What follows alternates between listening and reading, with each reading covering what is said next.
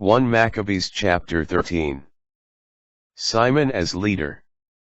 When Simon heard that Trypho was gathering a large army to invade and ravage the land of Judah, and saw that the people were trembling with terror, he went up to Jerusalem.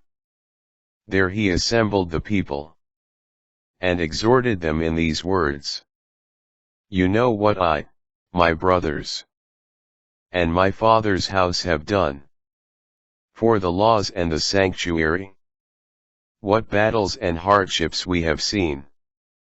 For the sake of this, for the sake of Israel, all my brothers have perished, and I alone am left. Far be it from me, then, to save my own life in any time of distress. For I am not better than my brothers, but I will avenge my nation and the sanctuary, as well as your wives and children. For out of hatred all the Gentiles have united to crush us. As the people heard these words, their spirit was rekindled. They shouted in reply, You are our leader, in place of your brothers Judas and Jonathan. Fight our battles, and we will do everything that you tell us. So Simon mustered all the men able to fight, and hastening to complete the walls of Jerusalem, fortified it on every side. He sent Jonathan, son of Absalom, to Joppa with a strong force. Jonathan drove out the occupants and remained there. Trypho's deceit. Then Trypho moved from Ptolemy with a large army to invade the land of Judah, bringing Jonathan with him as a prisoner. Simon encamped at Adidah, facing the plain.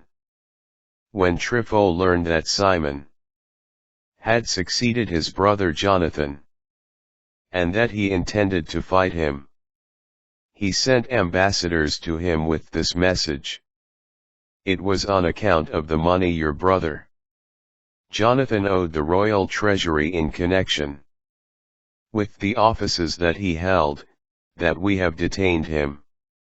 Now send 100 talents of silver, and 2 of his sons as hostages to guarantee that, when he is set free, he will not revolt against us, and we will release him. Simon knew that they were speaking deceitfully to him. Nevertheless, for fear of provoking much hostility among the people, he sent for the money and the boys, lest the people say Jonathan perished because I would not send Trypho the money and the boys. So he sent the boys and the 100 talents. But Trypho broke his promise, and would not release Jonathan. Next Trypho moved to invade and ravage the country. His troops went around by the road that leads to Adorah. But Simon and his army moved along opposite him. Everywhere he went, the people in the citadel kept sending emissaries to Trypho, pressing him to come to them by way of the wilderness, and to send them provisions. Although Trypho got all his cavalry ready to go, there was a very heavy snowfall that night, and he could not go on account of the snow. So he left for Gilead. When he was approaching Bascama, he had Jonathan killed and buried him there. Then Trypho returned to his own land. Jonathan's tomb. Simon sent for the remains of his brother Jonathan, and buried him in Modin, the city of his ancestors. All Israel bewailed him with solemn lamentation, mourning over him for many days. Then Simon erected over the tomb of his father and his brothers a monument of stones, polished front and back, and raised high enough to be seen at a distance. He set up 7 pyramids facing one another, for his father and his mother and his 4 brothers. For the pyramids he devised a setting of massive columns, which he adorned with suits of armor, as a perpetual memorial. And next to the armor carved ships, which could be seen by all who sailed the sea. This tomb which he built at Modin is there to the present day. Alliance of Simon and Demetrius. Trypho dealt treacherously with the young king Antiochus. He killed him, and became king in his place, putting on the crown of Asia. Thus he brought much evil on the land. Simon, for his part, built up the strongholds of Judea, fortifying them all around with high towers, thick walls, and gates with bars.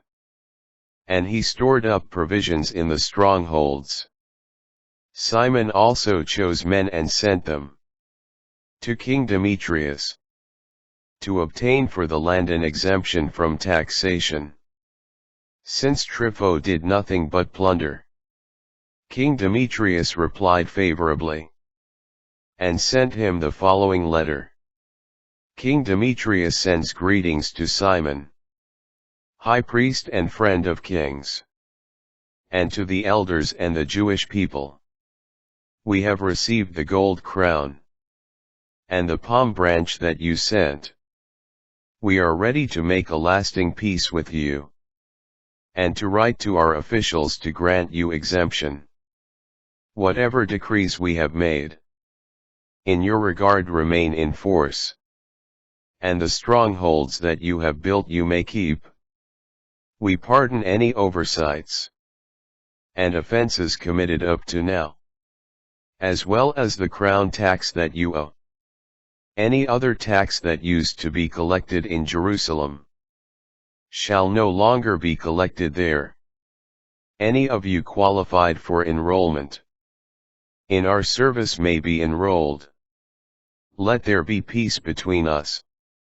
Thus in the 170th year, the yoke of the Gentiles was removed from Israel, and the people began to write in their records and contracts. In the first year of Simon, great high priest, governor, and leader of the Jews, Simon captures Gizera. In those days Simon besieged Gizera, and surrounded it with troops. He made a siege machine, brought it up against the city, and attacked and captured one of the towers. Those in the siege machine leaped down into the city, and a great tumult arose there. Those in the city, together with their wives and children, went up on the wall, with their garments rent, and cried out in loud voices, begging Simon to grant them terms of peace. They said, "Treat us not according to our evil deeds, but according to your mercy." So Simon came to terms with them and did not attack them. He expelled them from the city, however, and he purified the houses in which there were idols. Then he entered the city with hymns and songs of praise. After removing from it everything that was impure, he settled there people who observed the law. He improved its fortifications and built himself a residence. Simon captures the citadel. The people in the citadel in Jerusalem were prevented from going out into the country and back to buy or sell. They suffered greatly from hunger, and many of them died of starvation. They finally cried out to Simon, and he gave them terms of peace. He expelled them from the citadel and cleansed it of impurities.